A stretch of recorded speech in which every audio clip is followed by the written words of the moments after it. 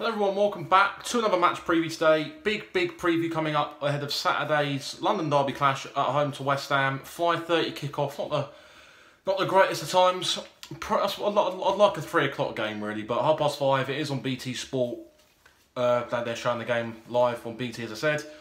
And it's one of them games where we're coming up against a good side in West Ham who've turned the corner, obviously. They're playing some good stuff at the moment and they're finding the way to win games, and you know, their rise up the tables definitely shows that they're a good team. But we'll talk more about them in a minute. So I've got a few stats and some key things to talk about. But reflecting on last week's game at Man United, I thought performance was poor, and I've come out and said in another video before, in my review on Saturday, I think it was. I'm not going to waste too much time on this because I've said enough on it in the past couple of days already. But it wasn't good enough, and when you go to them type of teams away from home, they're the type of teams you get promoted to try and play against. They're the teams you want to play against when you go up. And if you can't get up to play against them games, then I don't know who you can get up for. Because going to Old Trafford, you want to prove a point and show that you're capable of playing there, and showing to a big club and some good supporters that you can hold your own in the big stadium against some good players. We didn't do that. We got thumped quite comprehensively, and deservedly so. And we're going to need to try and bounce back here in order to try and give us any fighting chance of staying up. The next 4 games for us are crucial at the moment. You look at next week away to Newcastle, it's another big game, then Wolves and Huddersfield coming up as well. So if we can't get points out of these next 4 games, I will worry about where we finish the season. Again, conceding goals is a problem. Another 4 conceded on Saturday. At this rate, we're going to concede about 95 goals, I heard from a stat, and that's going to totally destroy Derby's record. I think 86 in 2007-2008, which speaks volumes in itself and shows how poor defensively we are. Ranieri's taken 4 points from his first 4 games, which isn't bad considering looking at who we've taken points off of. Teams like Leicester, we took a point off, should have really been 3. 3 points against Southampton as well, and we've only lost to United and Chelsea, which was probably expected before we even kicked a ball against them 2 teams. So it's not been a bad start, but however, I do think there's plenty of room for improvement. We have shown improvement, but I think on Saturday we went backwards and it wasn't good enough.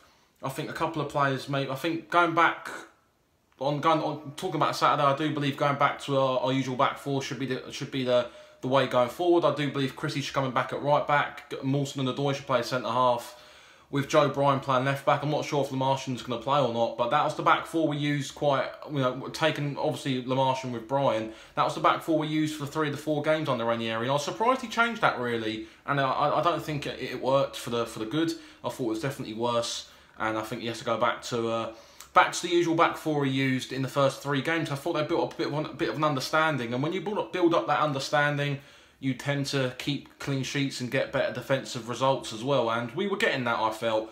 Only 2 goals conceded against Chelsea and 1 conceded against Leicester. Wasn't too bad.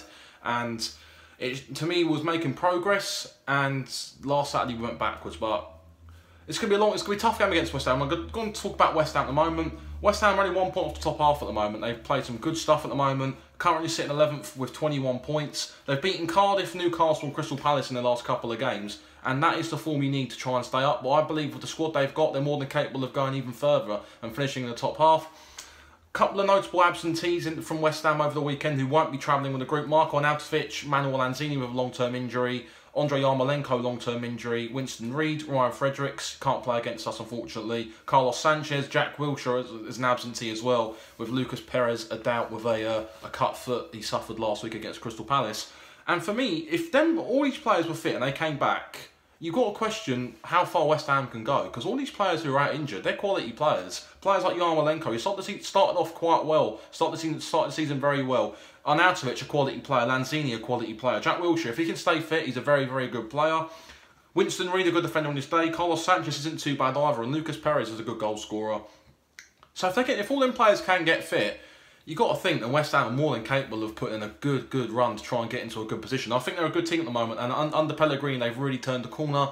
Didn't start too great. Obviously, 4 straight defeats, I think it was, in the first month of the season. Going into that first international break, it looked quite doom and gloom, but they signed a few players. It was always going to take time, and I do believe that they've all gelled down there, and they've really turned the corner. As I said, they've got a number of good players in their team. Lucas Fabianski's a cracking goalkeeper. He's been very consistent for West Ham in between the sticks this season. I'm a big fan of Javier Hernandez up front. I think he's just what every team needs. He's a poacher in the box. Doesn't score many goals outside of the box, but we'll get onto that particular stat in a minute, and he's a very good striker. They've got a very good core in their team as well. You look at people like Diop and Balbuena, two good defenders there as well. Even Zabaleta, I think he's 33 now. He's still putting a good performance at right back. That experience, that know-how that he brings to that side is valuable, and it's definitely helped them, I believe. And you look at the midfield, obviously Robert Snodgrass in there, who us Fulham fans know quite well from the playoff final against Aston Villa, and also from his time at Hull in the Championship. He's come up against us a few times. We'll probably want a bit of revenge after we prevented Aston Villa from going up when he played in that game. He didn't play too badly, I don't think. He's also managed to discover some form at West Ham and start getting back into the first team picture. Obviously was loaned out to Villa during the course of last season, helped them get to the playoff final. Had they gone up, I think he might have gone there permanently, but because he didn't, he went back to West Ham, and he's definitely proved a point there. He's gone on to play quite well, scored a couple of goals, looks a good player. Andy Carroll's now back fit and back on the scene as well, playing up front. He's had a couple of appearances in recent weeks. He'll be a big problem if you play against him as well. He's a big target man, and he's so effective in the areas, and he's one of the best at what he does, in my opinion. And if he can stay fit, he's a good second option for West Ham to have, and a good weapon to have off the bench if they want to go with him or even start with him. But the only problem with Andy Carroll is, can he stay fit throughout the course of the season? And the answer is no.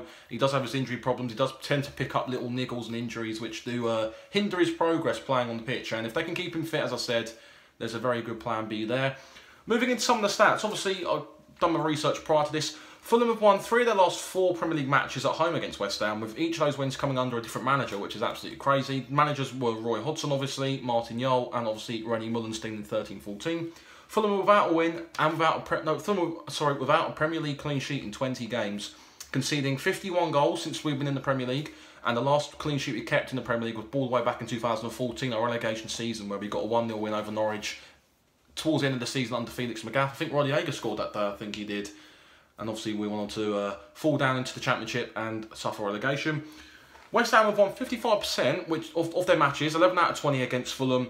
Their best win percentage against any other London club, which suggests that they do enjoy their matches against Fulham, whether it's home or away. They do enjoy playing against Fulham, one of their better stomping grounds, and one of the teams who are not a bogey team, obviously, and one of the teams I do enjoy playing football against, and they get some good results against them.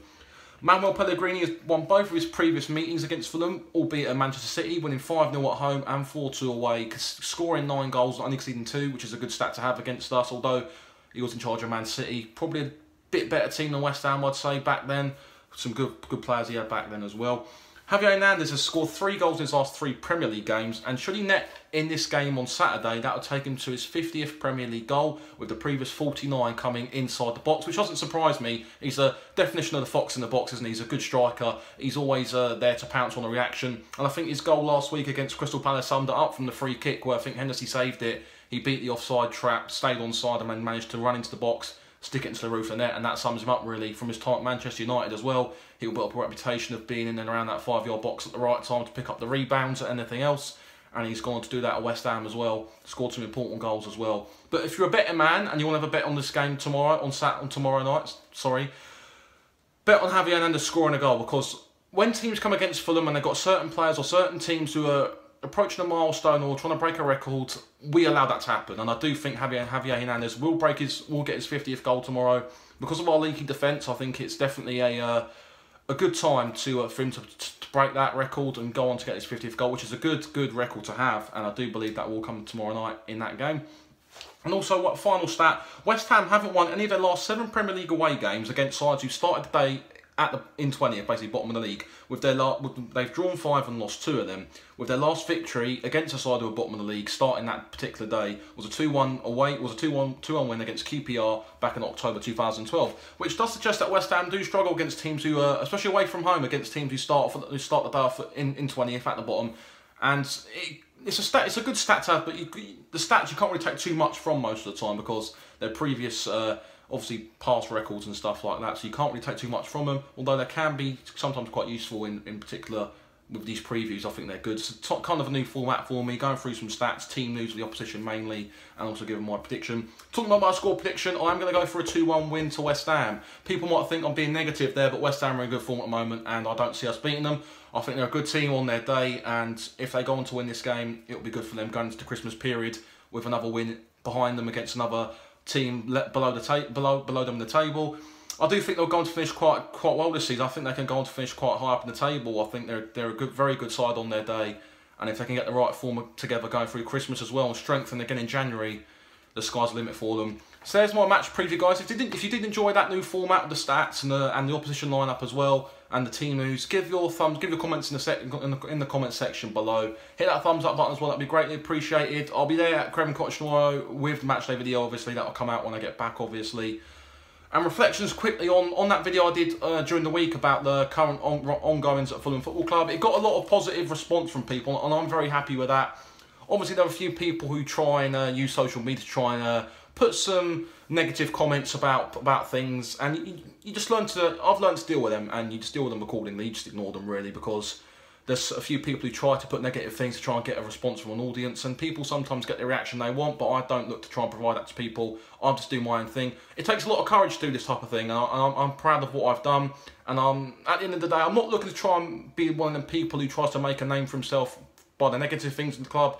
I'm a supporter like everybody else, and I want to see this club do great things. I want to see us start this season, and I want to be talking about the positive things, not the negative things. But it was a good response. We got a lot of good response from people who haven't been to many games this season because of the ticket prices, and I'm very happy with that. That's what I'm trying to do, trying to give a voice for some of the fans that particularly don't have a voice really, and I'm just there to try and provide anything that I can really.